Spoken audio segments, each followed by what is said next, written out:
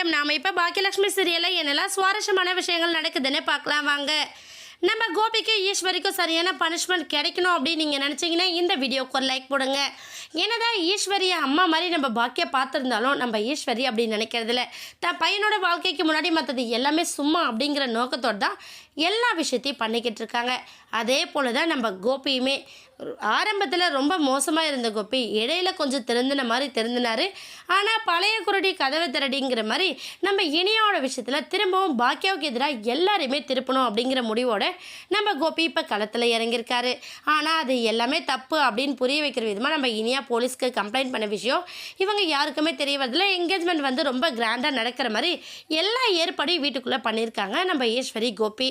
இதனால் மனசொடைஞ்சு போய் இருக்கிறாங்க நம்ம பாக்கியா. ஒரு பக்கம் என்ன இனியா நீ எதுக்காக இப்போ ரெடி ஆகிட்டு வந்த அப்படிங்கிற மாதிரி சொல்ல அந்த டைமில் கரெக்டாக மாப்பிள்ளை வீட்டுக்காரும் வந்துடுறாங்க. இதை யாருமே எதிர்பார்க்கறதில்ல. ஆனால் இனியாவுக்குள்ளே ஒரு சந்தோஷம் இருந்துக்கிட்டே இருக்குது. இவங்க என்ன முயற்சி பண்ணாலும் சரி கண்டிப்பாக இந்த நிச்சயதார்த்தம் சரியாக நடக்காது அப்படிங்கிற நம்பிக்கை நம்ம இனியாவுக்கு மட்டும்தான் தெரியும்.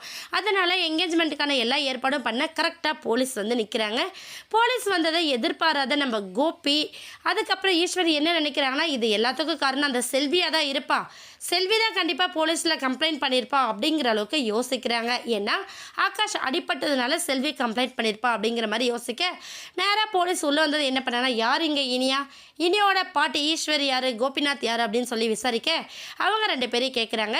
இனியாவுக்கு இந்த கல்யாணத்தில் சம்மதமா அப்படின்னு சொல்லி கேட்குறாங்க. இனியா வந்து போலீஸ் முன்னாடி எனக்கு சம்மதம் இல்லை, எனக்கு பிடிக்காத கல்யாணத்தை தான் இவங்க அரேஞ்ச் பண்ணிக்கிட்டு இருக்காங்க அப்படிங்கிறத சொல்கிறாங்க. உடனே கோபிக்கும் ஈஸ்வரிக்கும் இது தூக்கி வாரி போட்ட மாதிரி ஆயிடுது.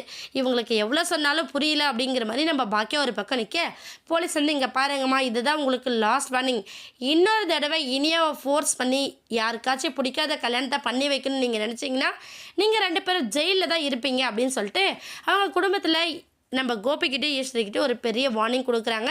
இதனால் கொஞ்சம் பயந்தும் போயிடுறாங்கன்னு சொல்லலாம் நம்ம கோபி ஈஸ்வரியும். ஏன்னா நம்ம அவசரப்படுத்தி எடுத்த முடிவால் நமக்கே ஒரு ஆபத்து வந்திருக்கு அப்படிங்கிற மாதிரி அவங்க யோசிக்கிறாங்க.